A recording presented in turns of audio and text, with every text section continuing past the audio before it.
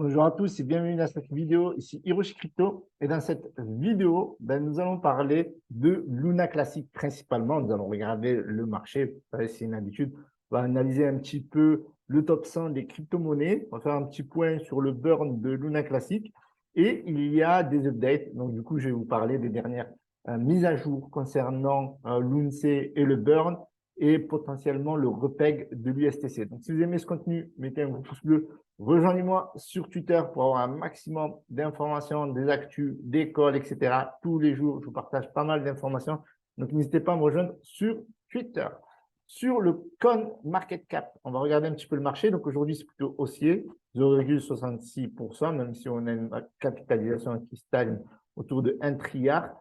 Et on a le Bitcoin qui est à 26 599 avec une petite hausse, 0,67%. L'Ether 1,12%, autour des 1595 dollars. Le BNB qui se stabilise pas mal autour des 210. Le XRP à 51 centimes. On a donc du sol, le sol toujours en dessous des 20 dollars à voir. Le ADA en dessous des 25 centimes. Pour moi, c'est une très, très bonne target. Bien entendu, je vous en ai parlé à plusieurs reprises. Il y a de très, très belles blockchains. Par contre, parfois, elles ne sont pas très… je suis étonné que, en fait, il y a beaucoup de blockchains, comme par exemple Polygon, qui sont très bien réputés, qui sont très, très peu utilisés. Pourtant, il y a pas mal de techno. Les frais de transaction sont très bas, voire quasiment zéro. La transaction, elle est beaucoup plus rapide. Pour vous donner un ordre d'idée, sur Polygon, ça prend quelques secondes. Sur Ethereum, ça peut aller jusqu'à 45 secondes, 45 secondes et des frais pouvant aller jusqu'à 24-30 dollars. Ça dépend le moment et la congestion. Et je suis très étonné parce qu'aujourd'hui, j'ai fait une analyse de pas mal de blockchains, notamment Ethereum, Binance, enfin la BNB Chain, ex-Binance Smart Chain.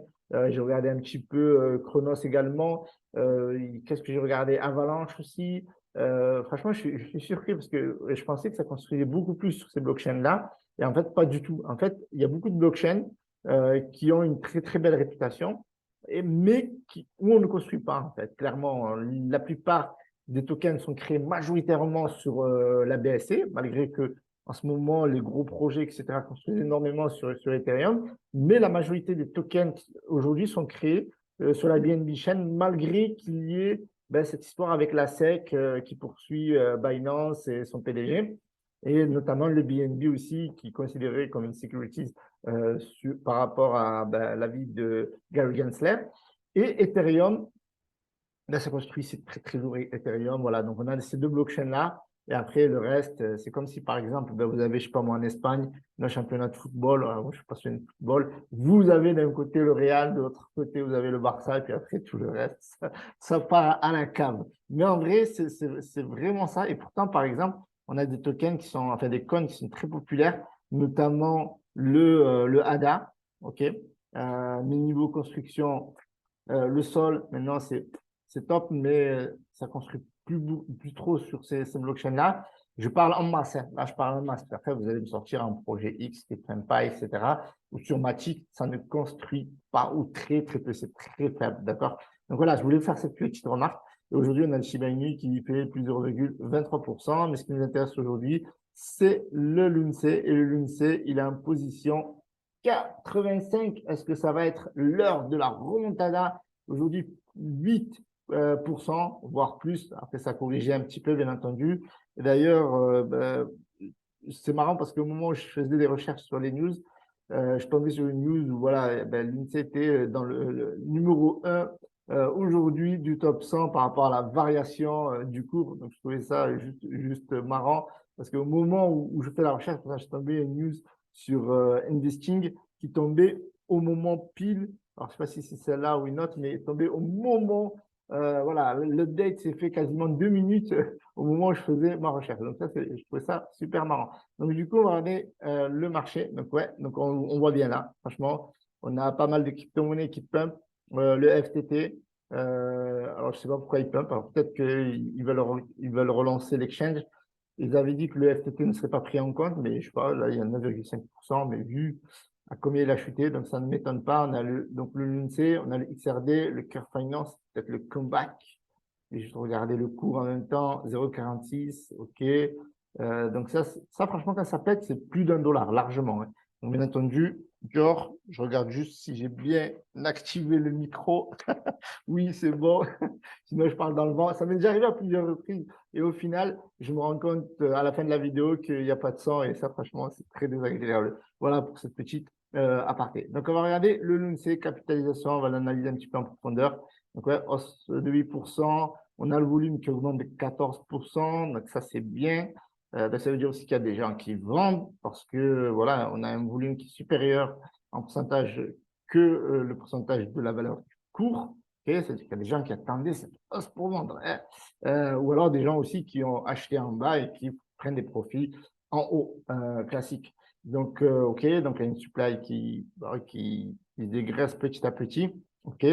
Donc, capitalisation autour de 423 millions fully diluted.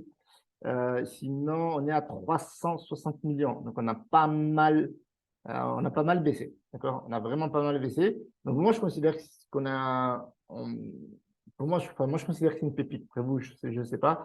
Et je pense sincèrement, je m'avance un peu sur le sujet de la vidéo, mais je pense qu'on ne va pas avoir cette remontada-là, bien entendu. Mais par rapport à tout ce qui s'est passé auparavant, le cours a bien chuté, comme vous le voyez ici. Mais moi, personnellement, j'y crois, d'accord, parce que ben, y a des mecs qui bossent, etc.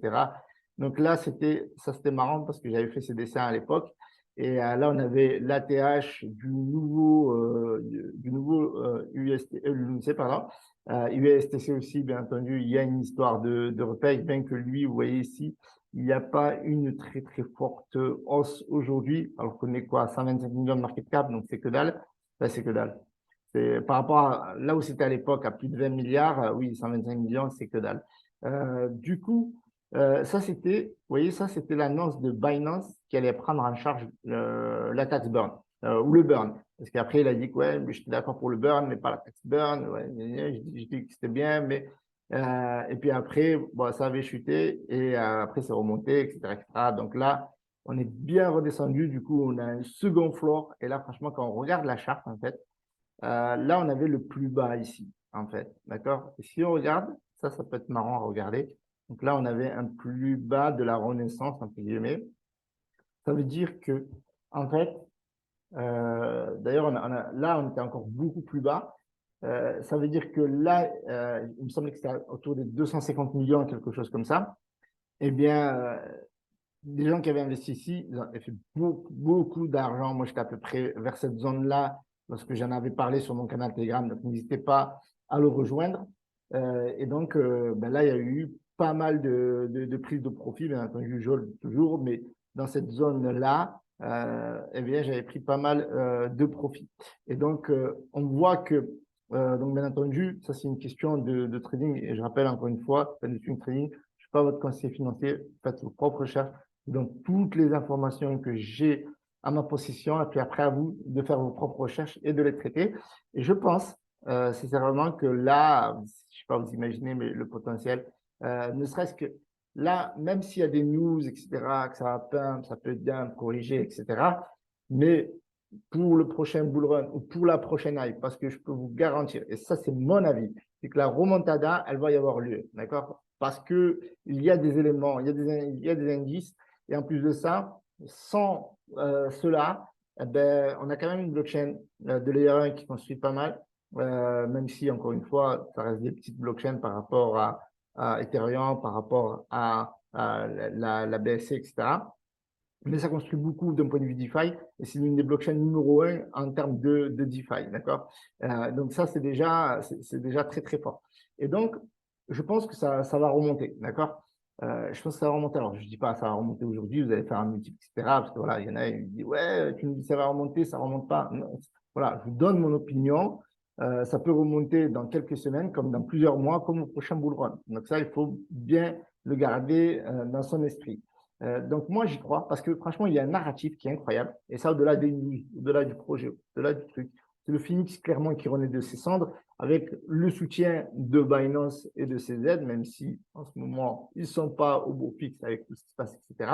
Ça reste néanmoins l'exchange numéro 1 et ça reste néanmoins CZ, l'influenceur crypto, je dirais numéro 2, parce que le numéro 1, vous le savez, je sais pas, dites-moi vous dans les commentaires, c'est qui pour vous l'exchange numéro 1, et je vous donne, l'influenceur, pardon, numéro 1, et je vous donnerai mon avis en fin de vidéo, donc restez bien jusqu'au bout. Ah, ça, c'est de la crache, ça, les gars. Du coup, on va regarder quelques news un petit peu. Donc, apparemment, il y a les prévisions du prix de Terra classique, donc de Lunce qui est en tête du top des 100 crypto. Franchement, là, les news, c'est incroyable. Là, ils font tout pour faire des vues. Vous voyez, quand on me dit, moi, oui, titre putaclic, etc., regardez, ils font pire que moi. D'ailleurs, je m'inspire d'eux, moi. Parce que ça marche, ça me fait cliquer. Donc, cette vidéo vous a fait peut-être cliquer parce qu'il y avait un titre qui était peut-être un peu. Je n'ai pas encore l'idée du titre, mais on va en parler. Il y aura peut-être remontada, vous voyez, façon Barcelone, Paris Saint-Germain. Donc, la communauté de Terra Classique, l'INSEE, a officiellement approuvé une proposition visant à mettre fin à tous les processus de frappe et de refonte de l'USTC. Parce qu'en fait, si l'INSEE a été une priorité, l'USTC était quand même un peu délaissé, mais en fait, je pense que c'était calculé. Parce que dans les vidéos que je faisais l'an dernier et tout ça, j'avais dit que 2023 va être l'USTC va être une préoccupation très, très forte par rapport à la Chine. Donc là, ils sont en train de s'en occuper, en fait. Ils ont mis du temps. Voilà, on est au mois de septembre, quoi. Mais voilà, ils sont à fond parce que l'objectif, voilà, vous le savez, c'est de restaurer l'USTC à $1, okay, la parité avec le dollar. Et la proposition présente une opportunité pour des institutions comme l'exchange de crypto-monnaie Binance de lancer un processus de burn sur l'USTC. Donc, ils veulent mettre en place le burn sur l'USTC également, reconnaissant que la frappe et la refonte de l'USTC sont terminées. Donc là, il n'y a plus de possibilité de minter de l'USTC. Et donc ça, c'est génial parce que voilà, cette proposition-là, qui est la proposition numéro 11784, qui stoppe le minting et le reminting de l'USTC, a été approuvé par la communauté. Si Binance accepte de burn l'USTC, cela aidera la communauté Terra, Luna Classic, à refixer l'USTC à $1.